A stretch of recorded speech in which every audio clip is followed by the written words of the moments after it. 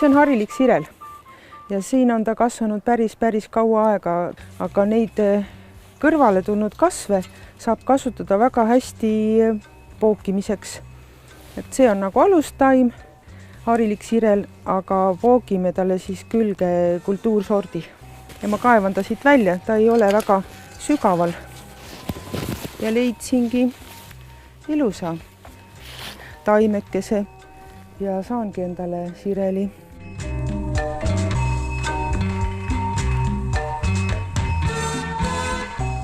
Ma teen siis sellest harilikust sirelist, teen kultuurse sireli.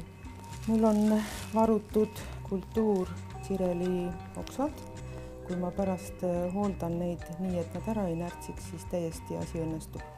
Võtan siis selle juurevõsu, lõikan küljest sellised kuivanud nukid, puhastan enne lapiga ära ja nüüd teen siis sellise jätkamislõike pikkuseks umbes 3 sentimeetrit. Kui on peenikesed oksad, siis võib ka lühem olla, aga väga lühikest on halb siduda. Ja nüüd teen talle siis vastuseks sordist lõikatud oksale ka samasuguse lõike, umbes sama pika lõike. Kui on nüüd pungad puhkenud, siis 5 punga on palju jätta. Jätan ainult siis 3 pungaga.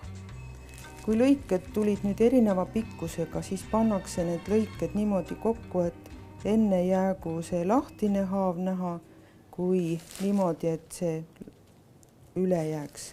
Ja see on teibiga. Kui teipi ei ole, siis võib kasutada täitsa tavalist kileriba. See on nüüd siis see kuni ilusam. Aga nüüd teisele ma panen kile.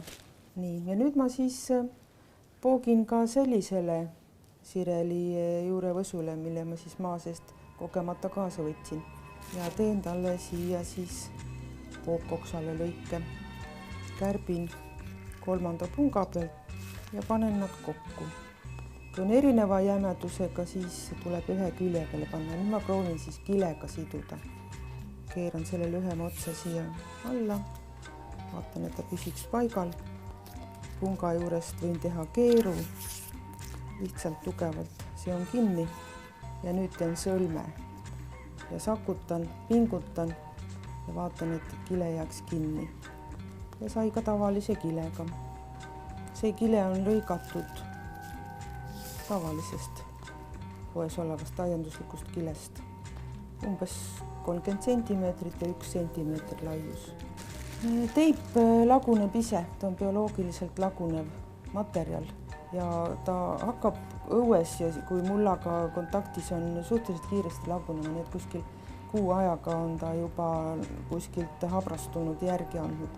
Aga kile see jääb ja seda peab siis kontrollima, et kui sissesoonimise oht on, et siis tuleb ta lihtsalt ära lahti võtta ja vajadusel uuesti siduda.